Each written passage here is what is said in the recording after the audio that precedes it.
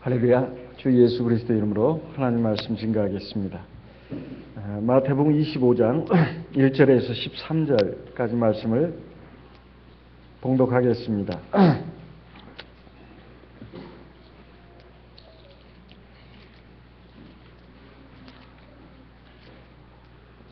마태복음 25장 1절. 그때에 천국은 마치 등을 들고 신랑을 맞으러 나간 10처녀와 같다 하리니 그 중에 5은 미련하고 5은 슬기 있는지라. 3절. 미련한 자들은 등을 가지되 기름을 가지지 아니하고 슬기 있는 자들은 그릇에 기름을 담아 등과 함께 가져갔더니. 5절. 신랑이 더디 오므로 다 졸며 잘세. 밤중에 소리가 나되 보라 신랑이 이로다 맞으러 나오라 하매 이에 그 처녀들이 다 일어나 등을 준비할세. 8절. 미련한 자들이 슬기 있는 자들에게 이르되 우리 등불이 꺼져가니 너희 기름을 좀 나눠달라 하거늘 슬기 있는 자들이 대답하여 가로되 우리와 너희의 쓰기에 다 부족할까 하노라 하노니 차라리 파는 자들에게 가서 너희 쓸 것을 사라 하니. 10절. 저희가 살아간 동안에 신랑이 오므로 예비하였던 자들은 함께 혼인잔치에 들어가고 문은 닫힌지라.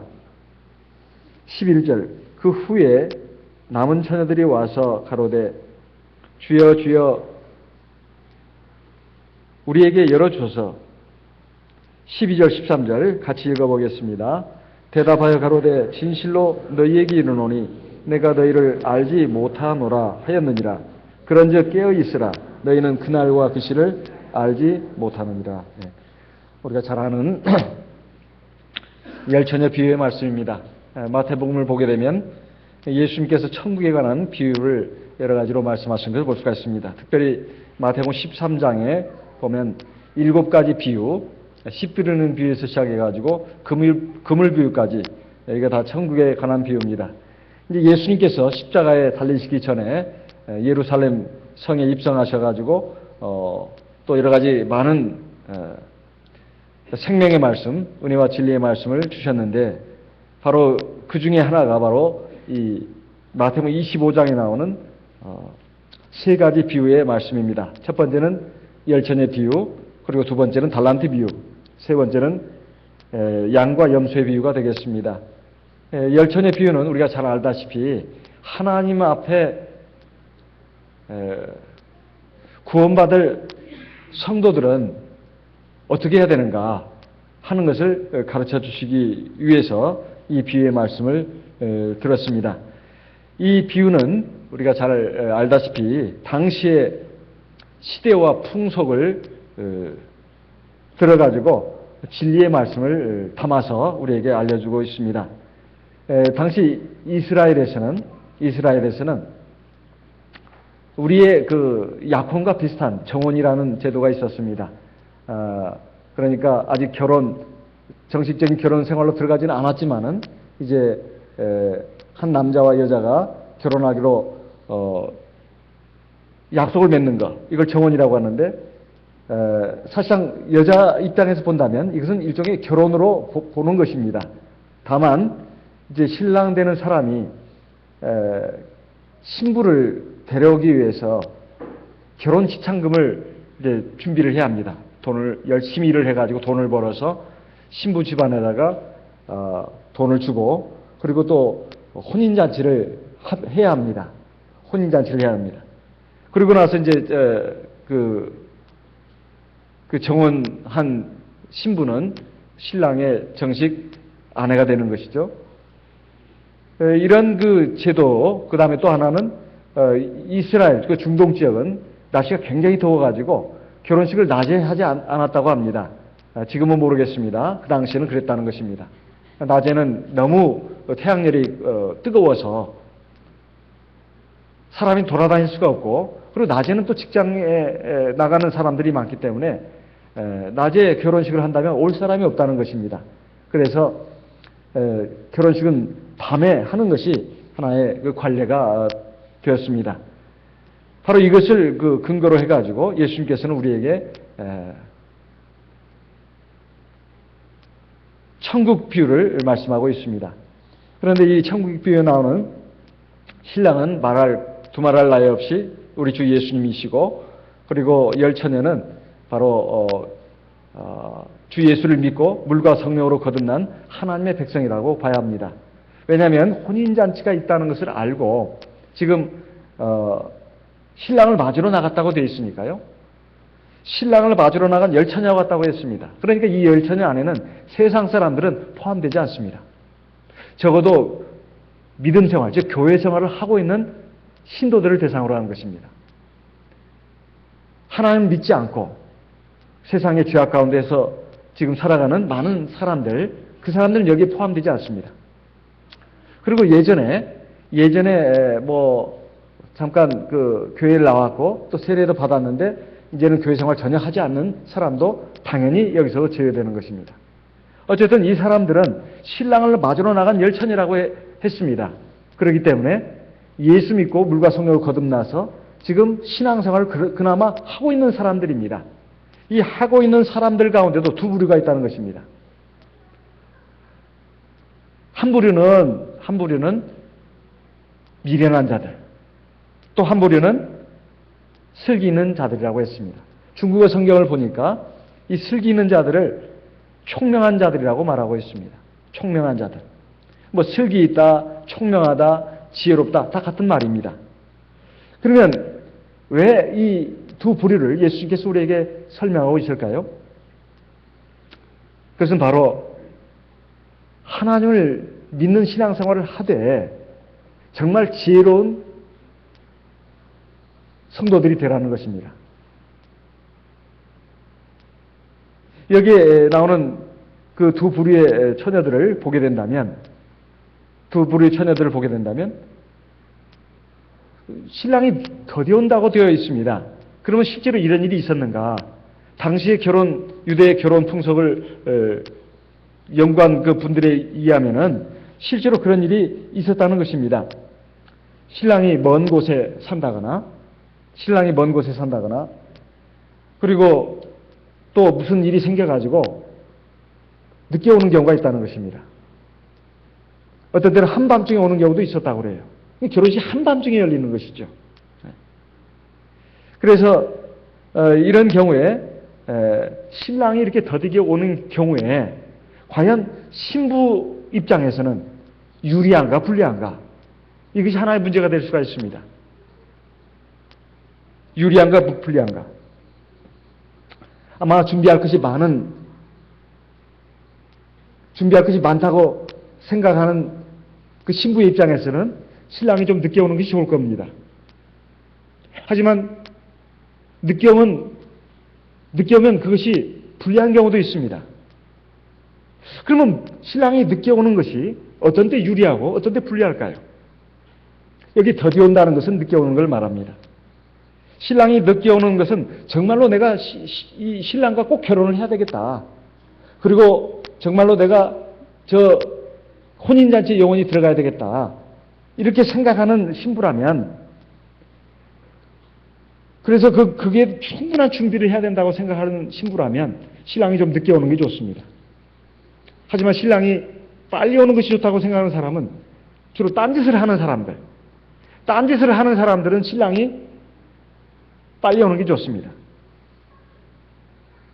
결혼을 정말 중요하게 생각하는 사람은 결혼을 준비합니다.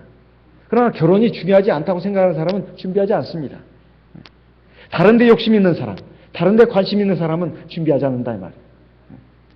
이것은 오늘날 저와 여러분에게도 마찬가지입니다. 내가 정말 믿음이 부족해서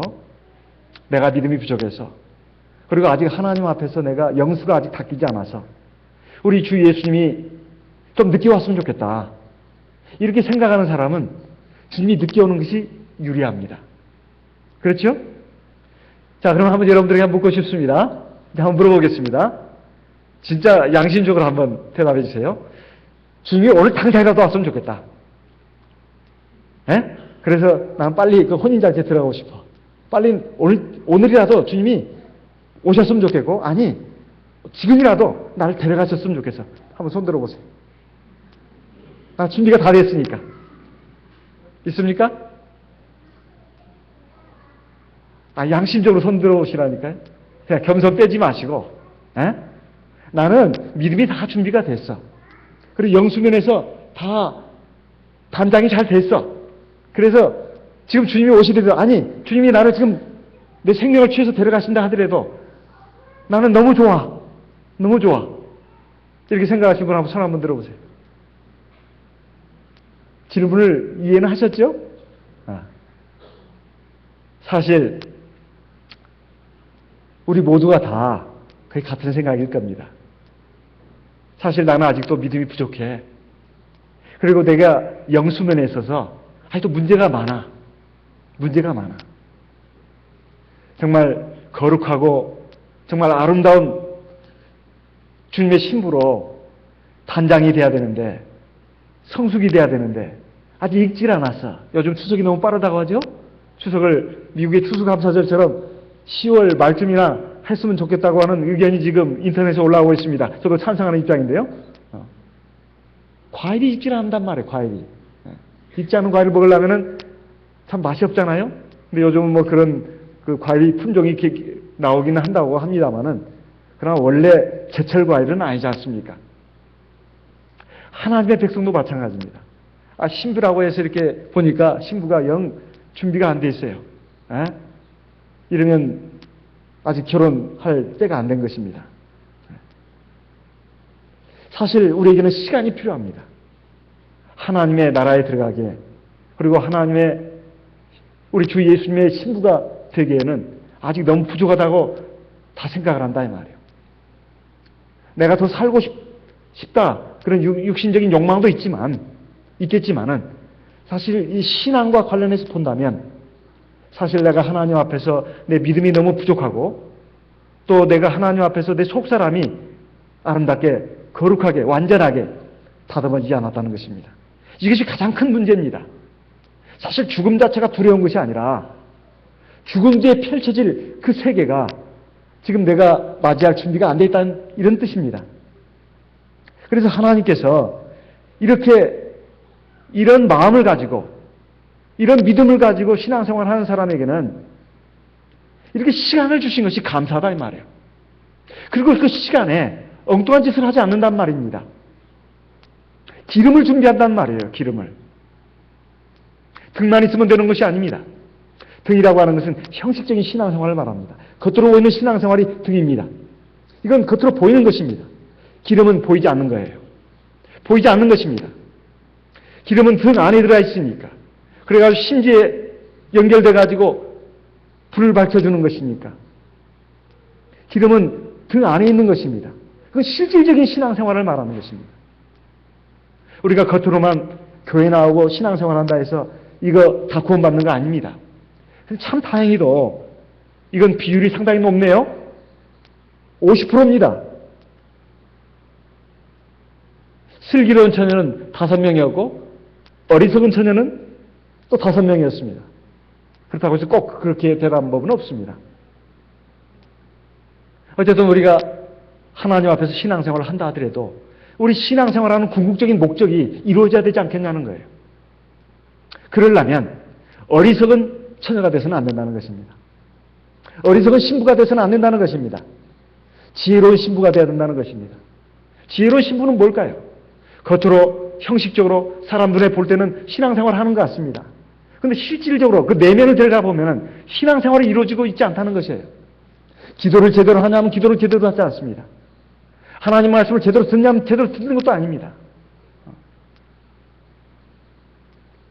그리고 무슨 잎사귀만 무상한 무화과나무의 열매, 무화과나무처럼 겉은 번지를 하다 이 말이에요. 잎사귀는 많은데 가서 보면 열매가 없어요. 내면이 충실하지 않은 신앙생활, 실속이 없는 신앙생활을 한다면 이것은 어리석은 그 5 처녀와 뭐가 다르겠습니까? 주님께서 오늘 이 비유를 통해서 우리에게 가르쳐 주시려고 하는 것이 뭘까요? 등만 준비해서 되는 것이 아니다는 것입니다. 기름을 준비해야 된다는 거예요.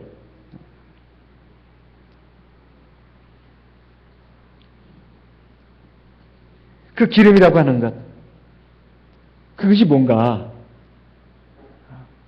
그것은 바로 우리가 잘 알다시피 첫째 성령을 말하는 거 아니겠습니까? 성령. 성령이 바로 기름에 의해서 비유되고 있습니다. 성경은 성령을 비유하는 것이 때로는 빛으로, 때로는 물로, 때로는 불로, 때로는 비둘기로 많이 비유가 되지 않습니까? 때로는 바람으로. 여기서는 기름을 가지고 우리에게 말하고 있습니다. 누가복음 4장 18절 말씀을 보겠습니다. 누가복음 4장 18절. 누가복음 4장 18절 같이 읽어보겠습니다. 누가복음 4장 18절. 주의 성령이 내게 임하셨으니 이는 가난한 자에게 복음을 전하게 하시려고 내게 기름을 부으시고 나를 보내사 포로된 자에게 자유를, 눈먼 자에게 다시 보게 함을 전파하며 눌린 자를 자유케 하고. 그러니까 기름을 준비하라고 하는 것은 사실 이것은 성령을 충만하게 준비하라 이런 말 아니겠어요? 우리가 성령 충만한 생활 그러면 이건 사실 믿음 생활 잘하는 것을 다르게 표현하는 것입니다. 믿음 생활을 내실 있게 충실하게 잘하는 것을 성령 충만한 생활이라고 말합니다. 그럼 주님께서 이렇게 늦게 오시는 것은 우리에게 기회를 주시는 것이라고 했습니다. 그래서 베드로후서 3장에 보면 이렇게 말씀하고 있습니다. 베드로후서 3장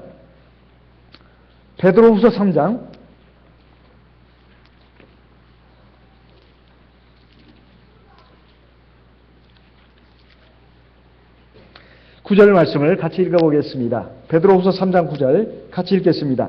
주의 약속은 어떤 이에 더디다고 생각하는 것 같이 더딘 것이 아니라 오직 너희를 대하여 오래 참으사 아무도 멸망치 않고 다 회개하게 이르기를 원하시느니라. 주의 약속이 뭐죠? 주의 약속이 주님께서 이 세상을 심판하러 오시는 날, 그리고 하나님의 택하신 백성들을 완전한 구원의 길로, 구원의 나라로 인도하시는 날, 그 약속이 어떤 이가 더디다고 생각하는 것 같이, 그러니까 어떤 이가 정말 그 당시에도, 사도계 당시에도 참 더디네 이렇게 생각하는 사람들이 있었던 모양입니다. 뭐 주님 오신다고 마라나타 그랬는데 정말 이건 뭐 언제 오시는 거야? 이렇게 좋은 세상인데 이렇게 더디고 이렇게 더딘다면 사실 안 오는 게 아닌가? 하지만 그건 아니라는 겁니다. 반드시 오신다는 겁니다. 오직 너희를 대하여 오래 참으사 아무도 멸망치 않고 다 회개하게 이르기를 원하시느니라. 주님이 오시는 날을 세상 종말이라고 말하지 않습니까? 세상 종말은 두 가지가 있잖아요. 진짜 세상이 끝나는 날, 하나님 불로 세상을 심판하신 날도 세상 종말이고, 또 하나 내 육신의 생명이 끝나는 날, 그것도 세상 종말이죠. 내가 세상이 있고 나서야 비로소 세상도 의미 있는 건 아니겠습니까? 내가 이 세상이 없는데 세상에 무슨 의미가 있냐 이 말이에요. 그래서 세상 종말이라고 하는 것은 두 가지가 있다. 하나는 정말 하나님이 세상을 불로 심판하시는 날, 또 하나는 내 육신의 생명이 끝나는 날. 하지만 우리 육신의 생명이라고 하는 것은 100년도 살기 어려운 그런 짧은 인생입니다. 굉장히 짧은 인생이에요. 어떤 분이 말한 바와 같이 인생의 시간도 연령별로 다르다고 하지 않습니까?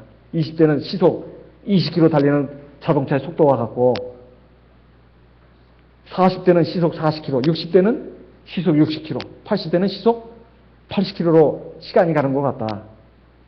금년 초에 설 명절 지나서 얼마 안 돼가지고 한참 뜨거워지더니 이제 추석이 되고 올해도 다 간 것 같습니다. 올해도 다 간 것 같아요. 이제 몇 달 안 남았습니다.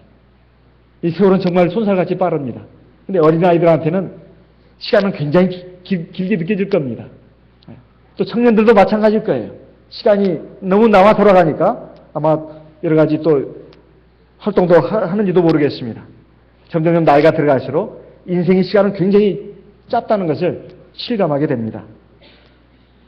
우리가 나에게 주어진 이 삶의 시간, 이때 우리가 정말 그 가장 중요한 것, 가장 핵심적인 것을 붙들어야 합니다. 그리고 그 외의 것은 그 다음 순위가 돼야 된다 이 말이에요. 삶의 우선순위가 무엇인가? 이것을 우리가 바로 잡지 못하면 하나님 나라에 들어가기는 부적합한 사람들입니다. 여기에 예수님의 열처녀 비유 가운데 미련한 처녀가 왜 문제가 됐을까요? 그들은 삶의 우선순위를 바로 세우지 못했습니다. 물론 이들은 주님이 늦게 오시다 보니까 피곤해가지고 다 졸았다고 되어 있습니다. 5절에 보면, 마태복음 25장 5절에 보면 신랑이 더디 오므로 다 졸며 잘세. 육신이 피곤하다 보니까 졸 수밖에 없는 것, 이것이 문제가 되는 건 아닙니다. 주님께서는 이것 자체를 지금 문제 삼고 있는 것이 아닙니다. 중요한 것은 졸 때 졸더라도 준비할 것은 준비해야 된다 이 말이에요. 슬기로운 다섯 처녀, 지혜로운 다섯 처녀는 등과 함께 기름을 준비했습니다. 그런데 어리석은 다섯 처녀는 등은 가지고 있었지만은 기름을 준비하지 않았다는 거예요. 왜 그랬을까요? 사실 이 기름을 그 당시에 준비하는 것은 물론 시장에 가야 합니다. 그 돈을 주고 사야 합니다. 아니면 자기가 기름이 나올 수 있는 어떤 그 식물을 준비해 가지고 짜야 되겠죠. 수고가 들어가야 합니다. 거기에는 대가가 치러져야 된다 이 말이에요.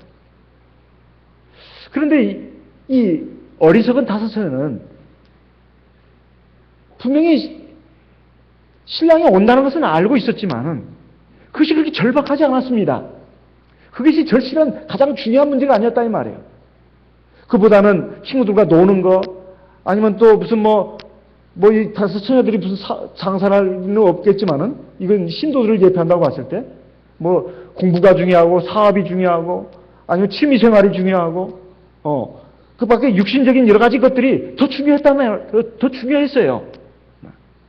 사실 신랑을 준비하는 것은 어차피 내가 신랑하고 지금 혼인한 사이인데 내가 어디로 가겠어? 그리고 이게 어떻게 파혼이 되겠냐 이 말이에요. 그때 가서 그냥 어떻게 들어가겠지 이렇게 생각했는지도 모르겠습니다. 그러다 보니까 기름을 준비하는 것을 알면서도 준비하지 않았다는 말이에요. 이것이 그렇게 그에게는 급박한 문제, 가장 핵심적인 문제, 가장 우선적인 문제가 아니었다 이 말입니다. 자기 취미생활, 자기 육신에 관한 생활, 그것이 일이 됐든 공부가 됐든 뭐가 됐든 그것이 우선이었다 이 말이에요. 그것저것 하다 보니까 이 친구도 만나고 저 친구도 만나고 이 일도 하고 저리 가서 놀기도 하고 저리 가서 놀기도 하고 저 일도 하고 저 일도 하고 이거 하다 보니까 시간이 없어요. 시간이 없어. 그래가지고 정작 준비해야 될 기름을 준비하지 못했다 이 말이에요. 그래서 어리석다고 하는 것입니다. 가장 중요한 게 뭐냐 이 말이에요. 생명 아니겠습니까? 어떤 분이 쓴 글을 제가 한번 본 적이 있는데 저 먼 나라, 예를 들면 영국이라든가 독일이라든가 프랑스 이런 우리 지구의 거의 반대편에 있는 나라들 가려면은 사실 직항로도 많이 돈 있는 사람 직항로를 이용하지만 대부분의 사람들은 비행기 값을 좀 아끼려고 어디 경유해서 가는 것을 주로 많이 이용하지 않습니까? 한 번 경유하면 그 값이 좀 더 싸집니다. 비행기 티켓 값이. 두 번 경유하면 더 싸집니다. 그리고 그 경유할 때마다 시간 인터벌이 길면 길수록 값이 한편없이 싸요. 그렇지만은 아직 각오해야 합니다. 영국까지 가는데 한 2, 3일 걸 걸 각오해야 된다. 이렇게 가는 그 비행기를 말하는 것이 아니라 어쨌든 한 번 경유해서 가는 비행기였는데 그만 이 비행기에 연착이 돼가지고 그 다음 비행기를 타야 되는데 못 탔다는 거예요. 짐은 이미 붙였는데. 그래가지고 아주 큰 낭패를 당할 뻔했다는 얘기를 한 적이 글을 본 적이 있습니다. 그런데 가령 이제 경유하는 시간에 경유지에서 한 2시간 여유가 있다 해가지고 어디 그 나라 시내에 가가지고 한참 구경하다가 늦게 옵니다. 그러면 이제 그 갈아타야 할 비행기를 못 탄단 말이죠. 그러면 이제 그 나라 못 가는 것이죠. 우리는 다 천국행 티켓을 이미 손에 거머쥔 사람과 같습니다. 천국행 열차에 타지 않으면, 절대 비행기 타지 않으면 소용이 없는 것입니다. 우리가 중간에 이 일 저 일 뭐 쇼핑도 하고 또는 나가서 친구도 만나고 그리고 뭐 내가 하고 싶은 일도 하고 그러다가 결국 비행기 못 타게 되면 결국 비행기 못 타는 것이고 목적지 못 가는 것입니다. 그래서 우리가 우선적으로 가장 중요하게 생각해야 할 것이 뭐냐? 바로 천국에 가는 것. 하나님 나라에 들어가는 것을 가장 우선적인 것으로 생각해야 된다는 거예요. 오늘 말씀에서는 등만 가지면 안 된다는 것입니다. 기름을 준비하라는 거예요. 그 기름은 그냥 주어지는 것이 아니라 대가를 치러야 우리가 준비할 수 있는 거 아니겠습니까? 여기에 보게 되면 그 어리석은 다섯 처녀들이 슬기 있는 지혜로운 다섯 처녀한테 가서 그 기름 좀 빌려달라고, 너희들 갖고 있는 기름 좀 빌려달라고 하니까 빌려줄 수 없다고 했습니다. 차라리 빌려준다면 나나 너나 다 부족해 된다. 안 된다 이게. 차라리 파는 자들에게 가서 너희 쓸 것을 사라. 파는 자들에게 가서 너희 쓸 것을 사라고 말하고 있는 걸 보게 되면 기름은 거저 생기는 것이 아니라는 것입니다. 우리의 믿음이라고 하는 것도 그냥 생기는 것이 아닙니다. 우리가 예배 시간에 그래도 안식일날 꾸준히 참석하고 또 밤예배도 나오고 예배에 참석하고 또 매일매일 시간을 내서 우리가 기도도 하고 성경도 보고 그러는 가운데 성령이 충만해지는 거예요. 어쩌다 기도하고 예배 시간에 와도 그냥 기도는 하는 동 마는 동 하고 이렇게 한다면 성령이 충만해질 리가 있습니까? 그냥 믿음은 마치 내 왼쪽 가슴에 달린 명찰보다 같이 그냥 하나의 형식만 있는 것입니다. 자격만 있는 것이에요. 실질적인 믿음은 없다 이 말이에요. 이런 것은 기름이 부족합니다. 그런 상태에서는 설령 주님이 오시기 전에라 하더라도 여러 가지 마귀의 불화살에 의해서 넘어질 수도 있고 또는 세상의 시련과 고난에 의해서도 넘어질 수 있고 또 여러 가지 죄악의 유혹에 의해서도 얼마든지 고꾸라질 수도 있습니다. 세상에는 불신앙과 죄악이 가득 찬 세계라고 할 수 있습니다. 물질 문명, 눈에 보이는 세계, 그리고 여러 가지 향락들, 또 이 현세가 전부라고 하는 현세주의, 이런 것들이 영원한 하나님 나라를 바라보면서 살아가는 하나님의 백성들의 신앙을 좀먹을 수 있습니다. 그리고 잠을 자게 할 수 있다 이 말이에요. 여기에서 우리가 정말 믿음에 깨어가지고 신앙생활을 제대로 하지 않으면 기름이 준비될 수가 없습니다. 기름이 준비가 되지 않으면 주님이 오실 때 우리 그 등불을 밝힐 수 없단 말이에요. 등은 준비가 되어 있는데 기름이 없으면 어떻게 빛이 나겠냐 이 말이에요. 기름이 있어야만 불이 밝혀지는 거 아니겠습니까? 주변을 환하게 할 수 있는 거 아니겠어요? 그것은 절대 공짜로 얻어지는 것이 아닙니다. 그렇다 해서 돈을 내야 된다는 것이 아닙니다. 대가를 치러야 된다는 말이죠. 시간을 들여서 예배도 참석하고 시간을 들여서 성경도 보고 시간을 들여서 기도도 하고 그러는 가운데 성령이 충만해지는 것입니다. 바로 주님께서 우리에게 이것을 말씀하고 있는 거예요.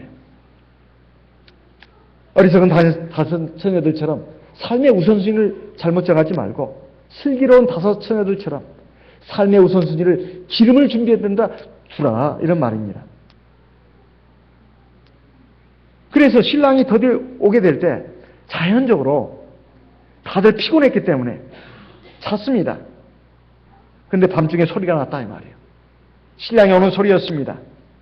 6절에 밤중에 소리가 나며 보라 신랑이로다 맞으러 나오라 하매 7절 이에 그 처녀들이 다 일어나 등을 준비할세 8절 미련한 자들이 슬기 있는 자들에게 이르되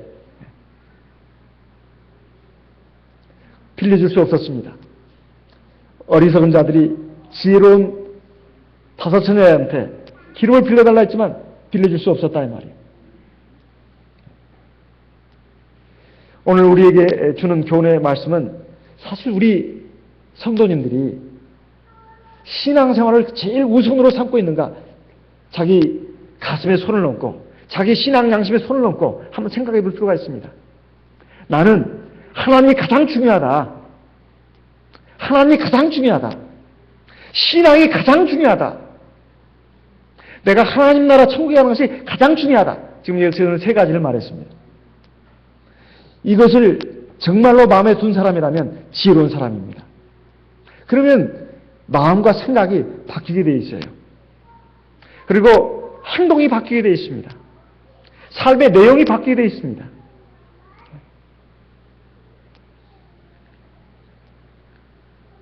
바로 예수님께서는 우리에게 지혜로운 다섯 처녀가 되라고 권면하고 있습니다. 사실 깨어있다고 하는 것은 예수님께서 이 비유의 말씀을 하시고 뭐라고 말씀하셨습니까? 10절에 보게 되면 저희가 사러 간 동안에 신랑이 오므로 예비하였던 자들은 함께 혼인잔치에 들어가고 문은 닫힌지라. 11절 그 후에 남은 처녀들이 와서 가로되 주여 주여 우리에게 열어주소서. 대답하여 가로되 진실로 너희에게 이르노니 내가 너희를 알지 못하노라 하였느니라. 그런즉 깨어있으라. 너희는 그날과 그 시를 알지 못하느니라. 이 깨어있다고 하는 것은 육신적인 잠을 자지 말라 그 말이 아닙니다. 우리는 육신은 피곤하니까 잠을 자게 돼 있다 이 말이에요. 영적인 잠을 자지 말라는 것입니다. 영적으로 깨어있으라는 것입니다. 그러면 영적으로 깨어있다는 게 뭡니까? 세상을 따라가지 않는 겁니다. 정신을 차려서 믿음 생활을 제대로 하는 것을 말합니다. 그 반대로 영적으로 잠들어 있는 건 뭘까요? 정신을 잃는 것입니다. 세상의 쾌락을 쫓아가는 생활을 하는 것입니다. 그리고 믿음 생활에 아주 소홀히 하는 것을 말합니다. 이런 사람은 영적으로 잠을 자는 것 같다 이 말이에요. 그리고 기름을 준비하지 않는 것이라고 말할 수 있습니다. 기름을 준비하지 않는 것. 이것이 바로 어리석은 다섯 처녀의 그 모습이라고 해도 과언이 아니라는 것입니다. 세상의 자랑과 세상의 성공, 세상에서 먹고 마시는 것, 그저 현세에서 내가 잘 먹고 잘 살면 돼. 현세주의.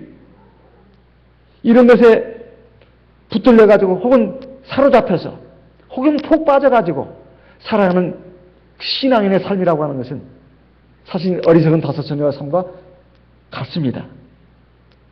우리에게 성령의 기름이라고 하는 것은 결국 마르게 되어 있어요. 아무리 우리가 성령을 받았어도 성령을 받으면 그걸로 끝나는 게 아닙니다. 그것은 우리가 충실하게 준비하지 않으면 마르게 되어 있어요. 성령은 하나님이 주신 것입니다. 그것을 지키고 보존해야 할 책임은 바로 우리에게 있습니다. 하나님께서 우리로 하여금 이 세상에 살게 하신 이유를 우리가 좀 생각해 볼 수가 있습니다. 왜 하나님이 나를 살게 하시는가? 나에게 준비할 시간을 주시는 것입니다. 지금 이대로는 안 되는 것입니다. 우리가 예수 믿고 물과 성령을 건너갔다 해가지고 바로 천국에 들어갈 수 있는 준비가 된 건 아닙니다. 우리에게 준비할 수 있는 시간을 주시는 겁니다. 그렇다면 모든 초점을 천국에다 맞춰야 합니다. 어차피 가야 하고 어차피 떠나야 할 세상입니다. 아무리 발버둥 쳐도 아무리 떠나기 싫다고 해도 우리는 세상을 떠나야 합니다. 반드시 누구에게나 다 죽음은 옵니다. 육체의 종말이 온다 이 말이에요. 영원한 나라를 바라보면서 영원한 삶의 세계를 바라보면서 나가는 사람은 지혜로운 사람입니다. 저와 여러분은 지혜로운 하나님의 백성이 되어야 되겠습니다. 그리고 거기에 맞춰서 우리의 생활도 재조정할 필요가 있습니다. 먼저 하나님, 그리고 신앙생활, 그리고 천국, 그리고 거기서 받는 상급을 최우선적인 목표로 세워야 합니다. 세상은 필요 없다, 먹고 사는 것은 필요 없다, 그것이 아닙니다. 그걸 말하는 것이 아닙니다. 먼저 하나님의 나라와 의를 구해라. 그리하면 이 모든 것을 너에게 더하신다고 우리 주님께서 말씀했습니다. 공중에 나는 새를 봐라. 들에 핀 백합화를 봐라. 다 하나님 아버지가 기르시고 입히시는 것이 아니냐.